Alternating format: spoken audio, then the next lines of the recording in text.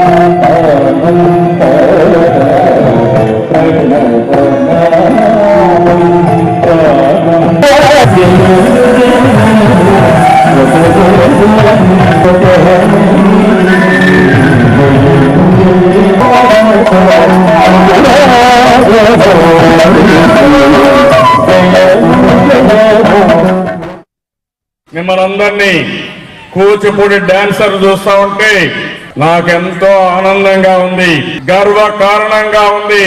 Guinness రికార్డే కాదు, ప్రపంచాన్ని మన కూచిపూడి ద్వారా జయించే శక్తి మన కూచిపూడి నాట్య కళాకారులకు ఉంది.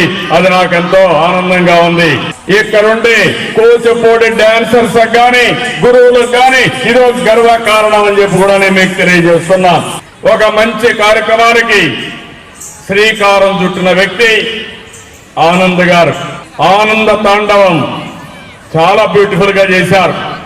అది చూసిన తర్వాత నాకు అనిపిస్తుంది కూచిపూడి ఆంధ్రప్రదేశానికే పరిమితం కాదు, భారతదేశానికే పరిమితం కాదు, ప్రపంచంలో అత్యున్నతమైన కళల్లో, నాట్యాల్లో మన కూచిపూడి ఒకటిగా ఉంటుందని చెప్పి మరొకసారి అనౌన్స్ చేస్తున్నాను.